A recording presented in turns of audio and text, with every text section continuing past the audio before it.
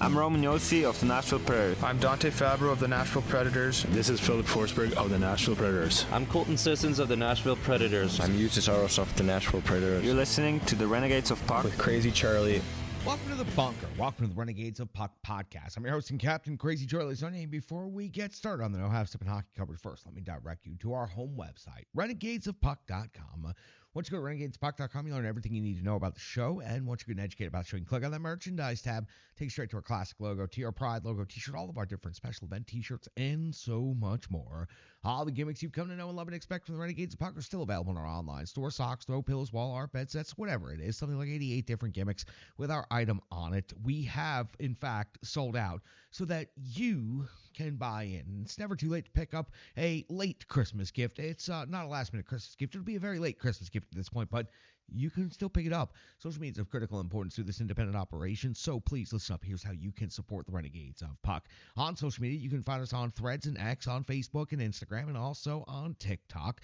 You can also find us on YouTube, and we're sure to appreciate all of our most recent subscribers to our YouTube channel. Just search Renegades of Puck, give us a subscription, turn on this notification button. Say it goes a long way to helping out this operation, and we sure could use some more subscribers to that YouTube channel. So again, please help us out today. You can find the audio podcast in numerous platforms. Search Renegades of Puck in your preferred platform today, or just check out Google, Stitcher, Spotify, Amazon, several different other platforms. Thanks to the Full Press NHL Network and Full Press coverage, the Full Press Predators podcast has gone from local to global in the year 2023, now approaching 7.2 million downloads for the year 2023, closing the year out strong. So we sure do appreciate each and every one of you out there for helping us out with that. Stick taps, love, and respect to everybody, the Full Press NHL Network, for helping us achieve our goals in the year 2023. Venmo, that's how you can support the show financially. Make a donation by scanning the QR code that's currently on your screen, or just searching Renegades of Puck in Venmo.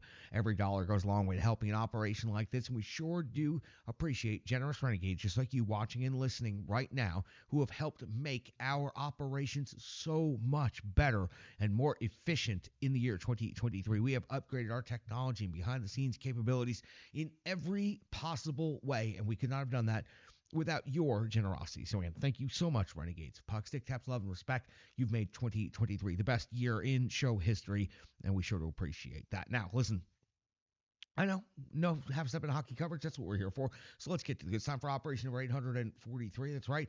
Time for show number 843. And at this moment in hockey history, the Nashville Predators currently find themselves in fourth place in the Central Division after 34 games skated. It is time for the Christmas break. The Nashville Predators have a record of 19-15-0. 38 points has them 6 points behind the first place Dallas Stars. Their next game, which will take place after Christmas, will take place at Bridgestone Arena on home ice. They have a record of 11-8-0. They've scored 107 goals in the season. They've given up 104. There's a goal differential of +3. Central Division latest standings going into the Christmas break. The Dallas Stars in first place with a record of 28-4. They have 44 points. They are tied in points with the Colorado Avalanche, who have a record of 21-11-2, but have played in 2 more games than the Dallas Stars. So the Stars hold the tiebreaker there. The Winnipeg Jets are just 1 point behind first place at 43. They have a record of 29-3. Then you'll find the Predators at 38 points in fourth place. The Arizona Coyotes are in fifth place at 36 points. The St. Louis Blues in sixth place at 35 points. The Minnesota Wild in seventh place with 34 points. So 10 points separates first place from seventh place in the Central Division. Chicago Blackhawks are the only team pretty much out of it by Christmas. 21 points on the season after 33 games skated. Their record is 10-22-1. Now, I mentioned the Nashville Predators' next game will take place on home ice after the Christmas break. It will be against the Carolina Hurricanes. It'll be the second of 2 regular season meetings against the Carolina Hurricanes. After the Preds finish up this game against the Canes, it's off onto the road Friday at Detroit. First game of the season against the Preds and the Red Wings. And Saturday, close out the regular season series against the Washington Capitals in Washington. So, Preds will close out the year 2023 with another back-to-back here in December. Both of these games taking place on the road. They'll open up the 2024 portion of the calendar on home ice on the 2nd of January versus the Chicago Blackhawks. Blackhawks. And on the 4th, versus Calgary Flames. And on the 6th of January, the Predators will be in Dallas to face off against the Dallas Stars again. Now, first regular season meeting between the Preds and the Carolina Hurricanes. Well, you don't have to recall that far. It happened just a week ago. On the 15th of December, it was Nashville Predators defeating the Carolina Hurricanes in Carolina 6-5. That took place in overtime is when that victory took place. Lankinen picked up the victory, going 26 out of 31. Not your traditional stat line for a winning goaltender. Yossi, a goal and 2 assists for 3 points. O'Reilly, a goal and 2 assists for 3 points. Forsberg, overtime game-winning goal plus an assist for 2 points. Parson, a goal and assist for 2 points. And the Preds were down 4-2 and down 5-3 in this incredibly wild regular season game. Absolutely the wildest regular season game the Nashville Predators have had to this point in time. Now, the Canes, one of the Eastern Conference's favorites, and a lot of pundits and analysts' favorites to perhaps come out of the East and go to the Stanley Cup Final this year, 17-13-4 at this point in the season. 38 points and 5th in the Metro is not exactly what most people were imagining at this moment in time. The Preds and the Canes have the same number of points, and that is dramatically different. What people were expecting for the Canes and expecting for the Preds, you would have to say the Preds are in a pretty good place because no one expected the Nashville Predators to have the same number of points as the Carolina Hurricanes going into the Christmas break, or that the Canes would be in 5th place in the Metro. On the road, the Canes have a record of 8-10-1, which is where the next game will take place at Bridgestone Arena. Goals for 111, goals against 110, goal differential +1 for Carolina. Let's go back and take a look at their most recent stretch of hockey. Let's talk about their previous 5. It was back on December the 15th. We've already talked about this game, 6-5 overtime loss versus the Nashville Predators on home ice. Followed that up on the 17th of December with a 2-1 shootout loss versus the Washington Capitals. On the 19th of December, 6-3 win versus the Vegas Golden Knights. On the 21st of December, 2-1 shootout loss at the Pittsburgh Penguins. And their most recent game closing out the Christmas break, a 5-4 loss versus the New York Islanders. Kochetkov took the loss, 23 out of 28 in that game. Taking a look inside the numbers in the NHL rankings between these two teams, and they are actually quite similar in quite a few statistical metrics. Let's start in the goals for category, and this is pretty interesting. The Carolina Hurricanes, 3.24 goals per game, is 14th best in the NHL. But the Preds just behind them at 3.12. That's 16th best overall in the NHL. In the goals against category, the Nashville Predators 3.06 per game given up is 13th best overall in the NHL, while Carolina's giving up 3.18 per game. That is 17th best in the NHL. In the shots for category, you will find a disparity here. The Nashville Predators only generating 29.8. This has been a sinking number for weeks now, down to 25th overall in the league, while the Carolina Hurricanes continue to surge in the shots for category. 33.9 per game is 3rd best overall in the NHL. In the shots against category, you'll find another big disparity. The shots against for the Nashville Predators, 31 per game is 20th, while the Carolina Hurricanes only giving up 25.6 shots against per game.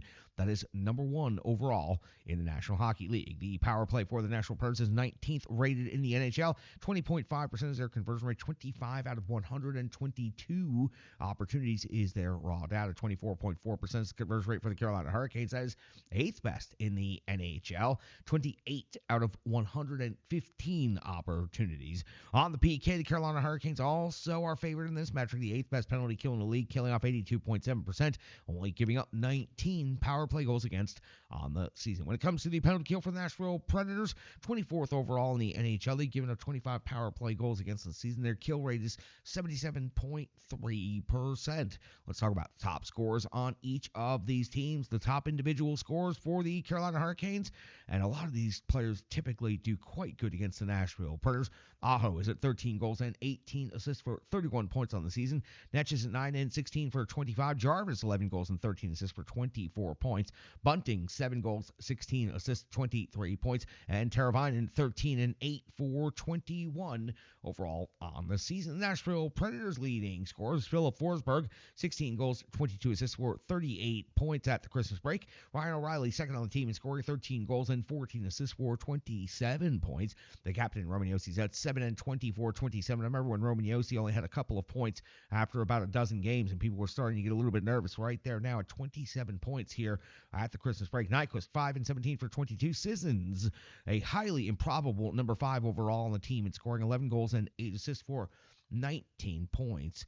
Anticipated goaltender matchup sees UZ Saros getting started on home ice, coming out of the Christmas break with a record of 15-12-0 and 909 save percentage of 2.82 goals against average and 1 shutout on the season. Kochetkov, who just picked up the loss in their most recent game against the Islanders, is a record of 7-7-3, 894 save percentage, 2.69 goals against average, also 1 shutout on the season. Antti Raanta got the start against the Predators the last time, took the loss. He is no longer on the Carolina Hurricanes roster. He was put on waivers after that game against the Nashville Predators. That's got you all set up for the Nashville Predators and Carolina Hurricanes coming out of the Christmas break. Exciting matchup right here, interconference matchup. The Preds and the Carolina Hurricanes had an incredibly exciting game back on December the 15th. I expect another really good and exciting game at Bridgestone Arena. These two teams have really gotten after each other in recent years, and you can definitely see the fan bases intermingling and traveling back and forth on I-40, going back and forth to these games. It's been a lot of fun with this rivalry over the last half dozen years or so. So that's got you set for the Preds at the Canes. They'll close out the regular season series with Carolina coming out of the Christmas break and coming up here in just a couple of days on Wednesday. Then Friday, off to Detroit. Now we're going to get to the Rebirth Sports full game recap. We got to go back and find out what happened between the Nashville Predators and the Dallas Stars at Bridgestone Arena. That's coming up next on the Rebirth Sports Renegades of Puck podcast. That's us. Hockey players are as unique as the game itself, and your uniform should be tailored to fit you. Rebirth Sports is your sports apparel tailor. From shells, bags, warm-ups, hats, hoodies, branding, and more, let Rebirth Sports be your custom hockey tailor. And don't forget to tell them they do more than just hockey. Rebirth Sports on Facebook, Twitter, and Instagram. Rebirth Sport, a match made in hockey. It's now time for the Rebirth Sports full game recap. We go all the way back December the 23rd of the year 2023 when the Nashville Predators were welcoming in the Dallas Stars, the final game before Christmas break, and also the first game of the regular season meeting between these two Central Division rivals. Head coach Andrew Burnett deployed his line combinations in the following way: Forsberg, O'Reilly, and Nyquist, Parson, Novak, Evangelista. Your third line is Trenton, Sissons, and Sherwood. Smith, McCarron, and Tomasino make up your fourth line. Your defensive pairings are McDonough and Yossi, Luzon and Carey, Barry and Shedder. Your third pair, UC Saros, gets the start in net. We are just 24 seconds into the game, and it's UC Saros coming up with a save on Ryan Suter. Yes, that Ryan Suter. First shot on goal of the game for either team. 122 of the first period. It's Wedgwood coming up with a save on Philip Forsberg. First shot on goal for the Preds in this game.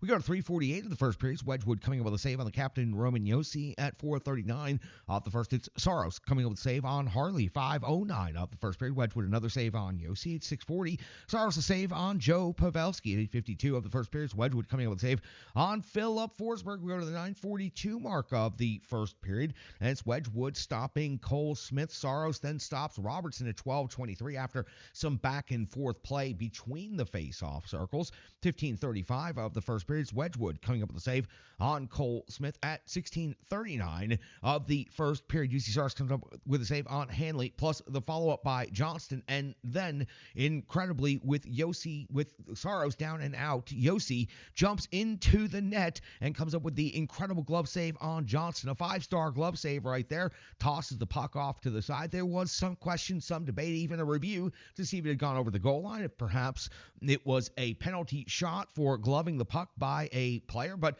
turns out this play was completely legal and it was completely incredible. The captain, Roman Yossi, coming up with a glove save on Johnston here at 16:39 of the first period. At 17:56 of the first period, Wedgwood coming up with a save on Yakov Trenin at the 19:32 mark of the first period. Wedgwood comes up with a save on Cole Smith. So the Nashville Predators at the end of the first period outshoot the Dallas Stars 12-8, but the game really is pretty even 50-50.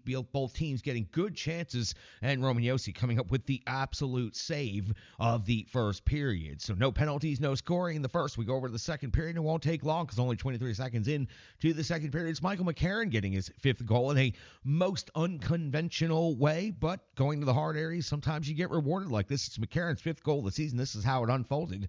McDonough takes the long shot. There's a massive scrum and pile up of bodies between the net and where McDonough took the shot. It ends up hitting off of McCarron in the glove area. Again, I thought this might be challenge reviewed, but it sure seemed like everybody wanted to get off the Christmas break break as quickly as possible. So off of McCarron's glove and into the net, and then it was while he was down in a pile of bodies. No challenge, no review, no anything. McCarron's 5th goal of the season gives the Nashville Predators a 1-0 lead early in the second period. 53 seconds into the second period, Saros coming up with the save on Hawkin Pot. 141 of the second period. It's Wedgwood coming up with the save on Parson at the 3:11 mark of the second period. TC Saros coming up with the save on Johnston. 3:49. Our first penalty of the game sees McCarron off the box. 2 minutes for hooking. So McCarron has the only goal of the game, now the only penalty of the game as well. You see Saros checking in, going to work against Joe Pavelski, who has tormented the Nashville Predators all throughout his career. Saros comes up with a second save on Pavelski before the end of this penalty kill by the Nashville Predators. Just after the penalty kill, Saros has to come with another save on Johnston, and at 6:25, so just 30 seconds after that, Sagan is off the box. 2 minutes for tripping, giving the Nashville Predators their first power play opportunity of the game. And it's that noted goal scorer, power play specialist, Colton Sissons, with his 11th goal of the season, giving the Nashville Predators a 2-0 lead. Strong movement by the Nashville Predators. A nice quick power play right here, converts easily with the finish coming from the slot area. Again, Colton Sissons, his 3rd power play goal of the season. His 3rd, he only had 3 power play goals coming into this season. His career, he has 3 power play goals this season, 11 total. An incredible offensive start to this year by Colton Sissons. 2-0 in favor of the Nashville Predators. We go to the 8:13 mark of the second period. Saros comes up with a save on Sagan. 9:18. Wedgwood, a save on Tommy Novak at 12:25 of the second period. After some back and forth play again here in the middle of the period, Wedgwood comes up with a save on O'Reilly at 14:34 mark. Saros comes up with a save on Steele at 15:27 of the second period. UC Saros comes up with a save on Duchesne's knuckle puck. By the way, Duchesne took a look up towards the sky. You could tell this is not what he wanted to do with this particular scoring opportunity in close range on his former teammate, UC Saros. At 17:39 of the second period, UC Saros coming with a save on Johnston. Johnston all over the Predators in this game. 17:55 of the second period. McCarron is off to the box. 2 minutes for holding. So now he's got a goal and 2 penalties in this period, and that was for holding right there at 17:55. Saros is going to have to come up with another save on Duchesne before the Nashville Predators hit the end of the second period. Solid penalty kill by the Preds right there to end the period.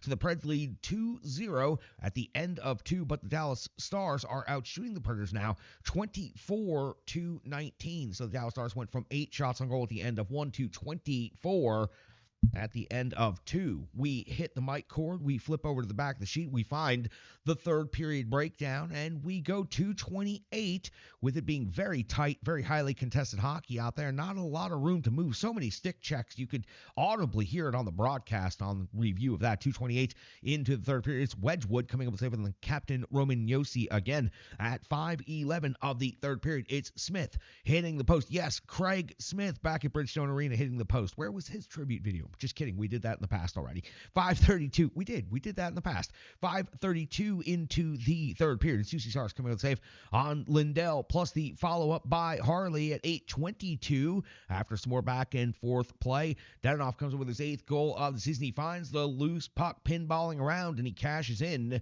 getting Dallas on the board. The Preds still have a 2-1 lead now in the third period on home ice at 10:11 of the third period. That's right. We're all the way at 10-11 already. Saros comes with a save on Hawk and Pod. 10:37 of the third period. It's Ben off the box. 2 minutes for hooking. Nashville Predators with a good opportunity to go on the power play right here, but only able to generate 1 shot on goal over the course of 2 minutes. Wedgwood with a save on Sissons. The Nashville Predators really needed to do a little bit better job on this one, but they were unable to convert here.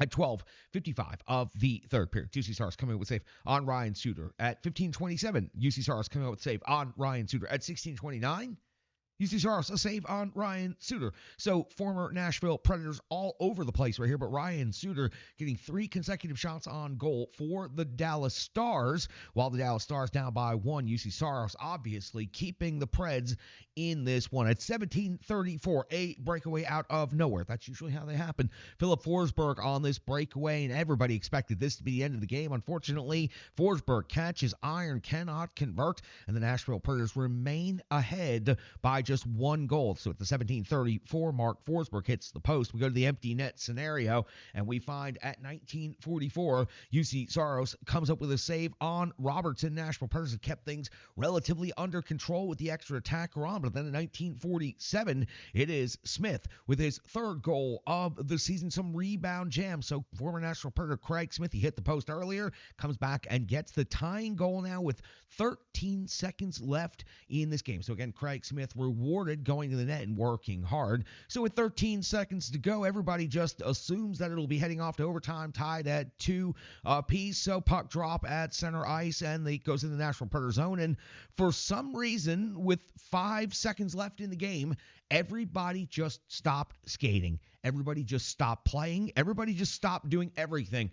Oh, except the Dallas Stars players, because Hakanpää puts the puck into the net. His first goal of the season comes officially at 19:56 of the third period. So the Nashville Predators give up the tying goal at 19:47 of the third period, and they give up the game-winning goal to Hakanpää and the Dallas Stars at 19:56 of the third period, while they were all just standing around looking at each other as if the game had long since ended and they were already headed off to overtime. That's why you can never take a shift or a second off at the NHL level. Your final, the Dallas Stars 3, the Nashville Predators 2. The Dallas Stars outshoot the Predators 34-21, and the Nashville Predators absolutely go on to snatch defeat from the jaws of victory. You can get away with getting up by 2 and holding on for dear life and riding UC Saros against Buffalo, against Montreal, against Chicago. Where you cannot do that is against a good first-place team like the Dallas Stars. The first time you'd seen the Dallas Stars this year, you had them on home ice, you had them down. Late in the third period, 13 seconds left to go, you lose your focus, you give up the tying goal, and then you just absolutely give up on the game. Andrew Burnett said after the game he's never lost a game like that, and for the Nashville Predators, I don't ever want to see them lose another game like that. That was an abysmal third period. When you go in a shell and you only end up with 2 shots on goal in the third period, you're never going to win a hockey game. That's going to do it for the Rebirth Sports full game recap, analysis, and more coming up next, right here on the Renegades of Puck podcast. Hello, hello, hello. I'm Tracy, owner-operator of Strong Style Fitness. And that's me and my training assistant, Rizzo. And we are here to bring you fitness that meets you where you are by offering circuit classes, bar-inspired classes, Tabata workouts, boot camps, guided stretching, and more, all taught by a certified personal trainer, me. To learn more, go to our website, strongstylefit.com. Subscribe on YouTube at Strong Style Fitness. Follow on social media at Strong Style Fit. But most importantly, let's get you moving. It doesn't matter if it's your first workout or you've been doing it for years. Strong Style Fitness has the workout that meets you on your journey and helps you along the path to a happier, healthier life. I understand where you've been, what you were going through, and where you were going, and I want to take you there. We'll see you on the mat. Mwah. Welcome back in Renegades of Puck podcast. Let's start with UC Saros. We'll break down the analysis in this one. 31 out of 34, and he almost pulled it off again. It was too much for the Predators to ask. You know what? He can win games for you. He can steal games for you, and he's done it already a couple times this season. But the third period shell that the Nashville Predators put themselves into is never going to help your netminder, no matter how good he is. And UC Saros was tremendous in this game, actually. He was quite good in the third period. He just couldn't do it all by himself. He ends up taking the loss, but you know what? Hey, he doesn't deserve a loss in this one. Really strong through the first 2 periods and really strong in the third period. It was the final 13 seconds of the game that doomed everyone on this Nashville Predators team. So Saros takes the loss, 31 out of 34, 3 goals against. Colton Sissons, his 11th goal of the season, picking up 1 goal in this game, 3 power play goals in the season, 3 power play goals his entire career, 500-plus games before this season. Andrew Burnett's favorite hockey player is obviously Colton Sissons. Sissons has rewarded his coach with that 5th on the team in scoring 11 goals, 8 assists, 19 points, and Colton Sissons just continues. He's out there now regularly with the top power play unit, and he's doing an incredible job out there. He goes to the net, he works incredibly hard, and Colton Sissons is always going to get some positive conversation on this here show because he's easily one of the most reliable and steady and stable Nashville Predators forwards in the history of this franchise. Michael McCarron picks up a goal, and sometimes you score while you're laying down in a pile of bodies. This was such a weird play. McDonough fires the puck. It goes off McCarron's glove. First of all, I thought that alone was going to be an issue. Going off of the player's glove is typically something that ends up getting whistled down if it ends up in the net. So that was the first thing I thought that was going to be whistled. Then I thought maybe there might be a goaltender interference issue because the pile of bodies, and it was quite the just funny optic. Yeah, I guess comical optic is the way to say it, is the goaltender was just standing there. There were so many bodies between him and the net. There was no way for him to even try to dive back or engage or do anything. So just kind of standing there looking at the play as it ends up trickling into the net. So nobody touched the puck after it touches McCarron's glove. I thought that was an issue. I thought the goaltender interference might bring a review, could bring a challenge. None of that. Seemed like everybody just wanted to get out of there for the Christmas break. And so McCarron gets a good goal. And, hey, you go to the hard areas, you get rewarded. Sometimes you're just laying there on the ice and the puck happens to hit you in the hand and then go into the net. So McCarron, the Preds are better with McCarron in the lineup.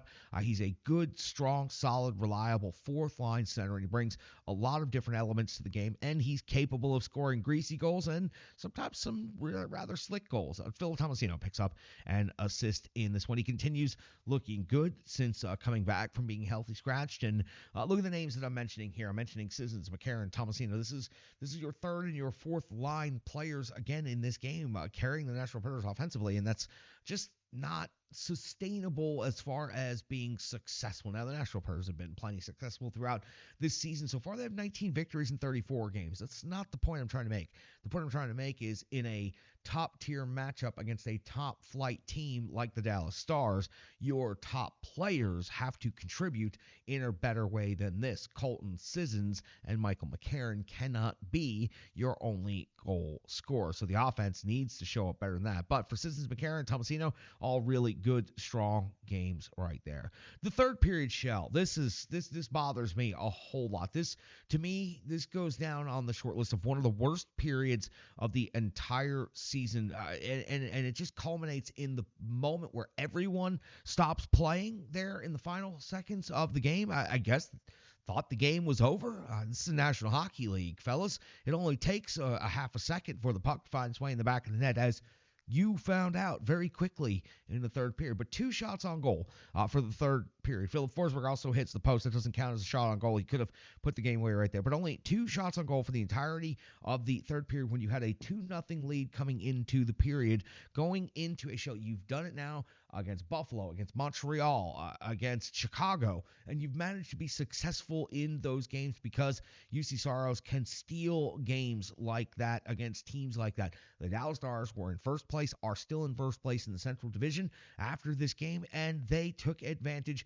of a soft, unprepared to compete team in the third period. The Nashville Predators went into an absolute shell. 2 shots on goal. It's on the short list for the worst period of the season. They gave up 3 goals, and I haven't even gotten to the final 13 seconds left. With the extra attacker on, okay, you give up the tying goal. These things happen. But for everybody to just be standing around thinking, well, there's 13 seconds left, I guess we'll just go to overtime. Now everything's over. And it was over just that quickly. In a span of 9 seconds, the Nashville Predators went from being up by a goal to losing this game on home ice. Shocked is not even close to it. Head coach Andrew Burnett says he's never in his entire career lost a game like that.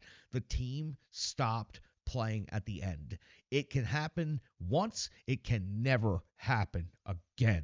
I'm not going to get myself too worked up over it, but the team gave up 2 goals in the final 13 seconds of the game to blow a game against the first-place Dallas Stars. And when they had this game completely in hand after 40 minutes and they just stopped playing, they almost got away with it again. There's a part of me that says it's good that they didn't get away with it again because they become entirely too reliant on this shell game in the third period, but they didn't get away with it. Now they're going to have to go sit over Christmas break, and they're probably going to be pretty steamed about this for the next couple of days. I'm very curious to see how they come out and respond against the Carolina Hurricanes on home ice, because Carolina Hurricanes, another very good team. You cannot You cannot get 2 goals in a game and then just sit back and let your goaltender do the work the rest of the way. First of all, you're not that good. Second of all, it's too much to ask of your goaltender. So you got to keep playing all the way out. If the Preds had played this game for a full 60, they easily would have gotten a point, easily. No doubt. If they would have played the full 60, they would have gotten at least a point out of this one, and they may have very well won this game in regulation. For the Dallas Stars, good professional team, expected to be near the tops, if not compete for the division title this year and have a top playoff spot.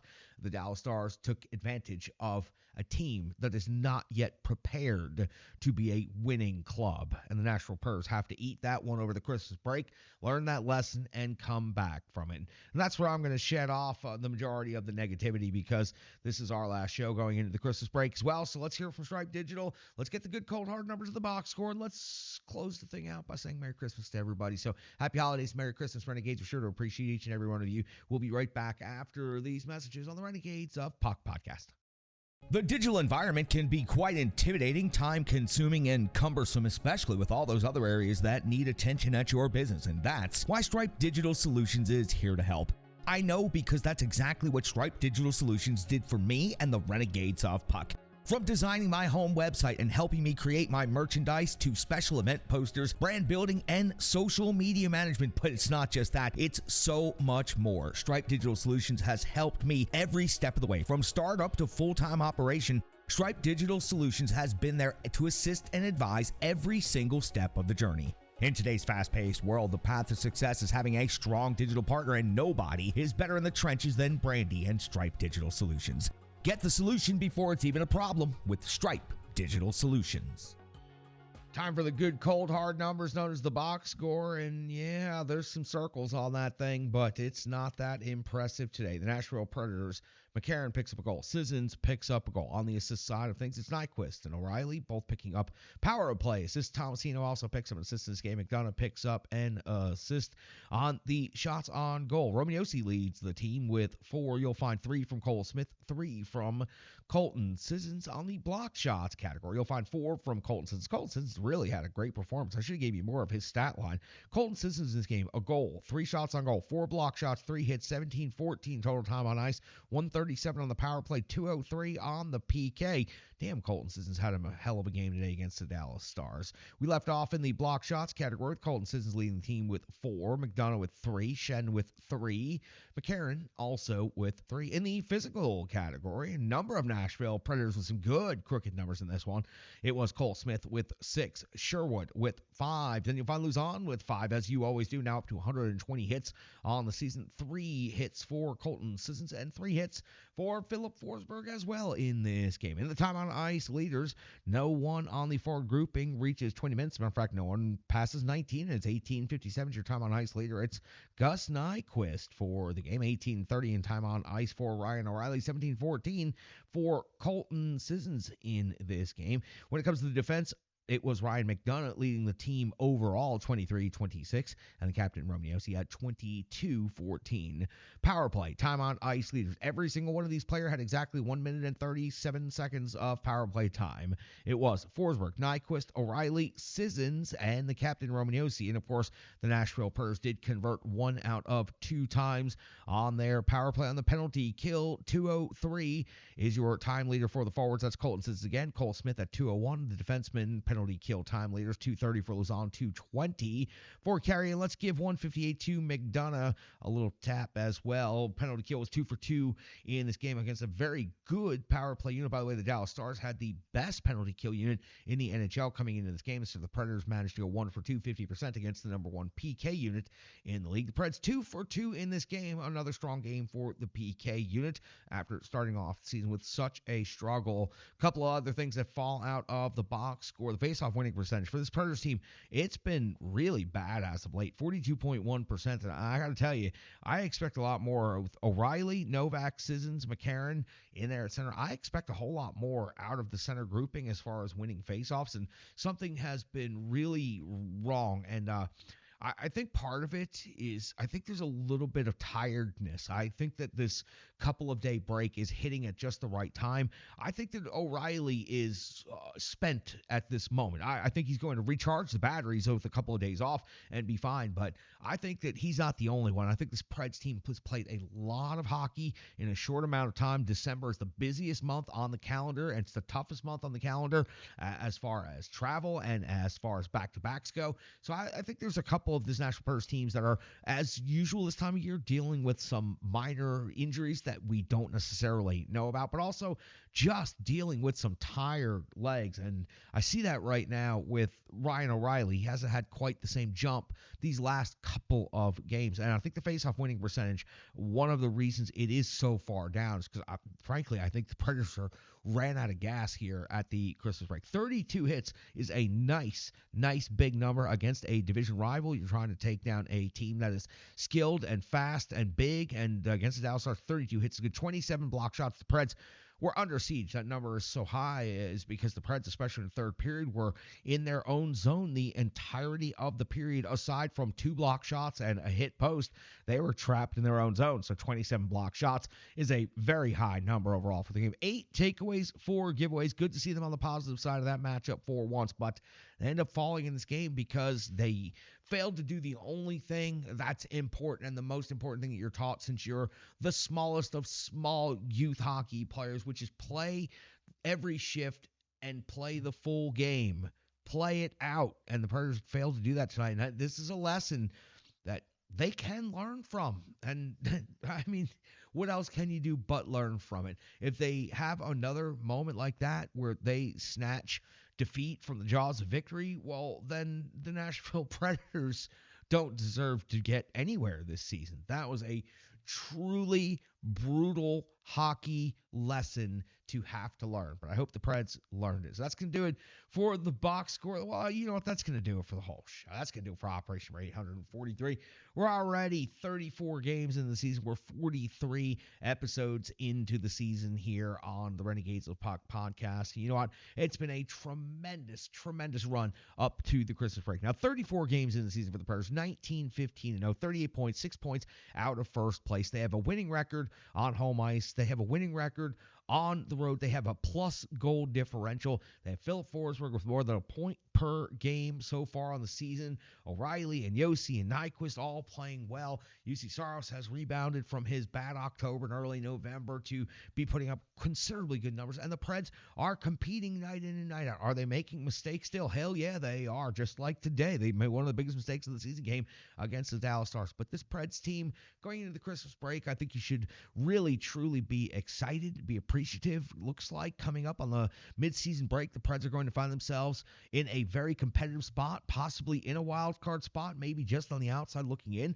That means the second half of the season, the Nashville Predators, if they can duplicate what they did in the first half of the season when they were still just starting to come together, well, then the Predators will find themselves in the top 8 in the Western Conference. There's no doubt about that right now, finding themselves solidly in 4th place, and they'll continue to compete against Arizona and St. Louis and Winnipeg, probably for the middle spots of the division. I think Dallas and Colorado are, without a doubt, the top 2 teams in the division. They'll probably pull away a little bit, but Winnipeg, Nashville, Arizona, St. Louis, and possibly even Minnesota, they're going to continue competing for those 3rd and 4th spots in the division. Maybe the 5th spot, possibly 5 teams from the Central will end up going to the playoffs. The Central Division should be able to take both wild cards. When you look at the Pacific Division, it's truly shaping up to be a 3-team race at this point in time, with a whole bunch of teams kind of dropping out. But the second half of the season will always bring new surprises. But as you go into the Christmas break, I'm dropping all the negativity and the doom and gloom from the Dallas game. The Preds have to learn a lesson from that. They got to come out of that. But I'm going to go into the Christmas break, and I'm going to say I'm so appreciative of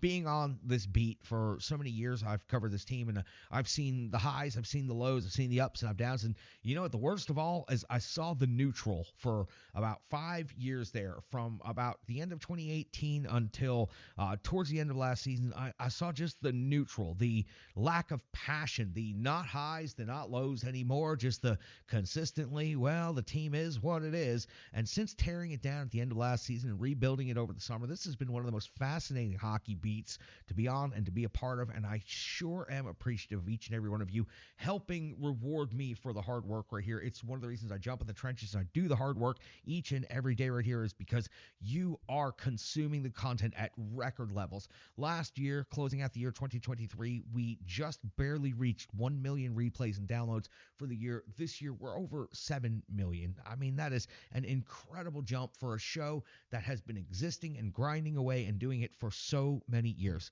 There's a reason we're on operation number 843. We have been putting in the work for so many years, and we're so appreciative of every one of you helping us attain and reach our goals and get to the top of the mountain, which we always knew we would eventually get to. That's going to do it for operation number 843. Merry Christmas, happy holidays. I'm so thankful. I'm so appreciative of each and every one of you. I hope that you are safe. I hope you're happy. If you're traveling, take the show with you. It's a good time filler. You can catch up and keep up with what's going on with the Preds. We'll be here in the bunker when the Preds get back to action on Wednesday against Carolina, then Friday, Saturday, Detroit, Washington. We'll have all those games broken down, quickly approaching operation number 850, which will then get us to operation 900, which will then see us at operation 1000. You know, the Renegades of Puck will just keep grinding away. Merry Christmas, happy holidays. I hope everybody's safe. I hope everybody's happy. Stick taps, love, and respect. I'm your host and captain, Crazy Charlie Saunier.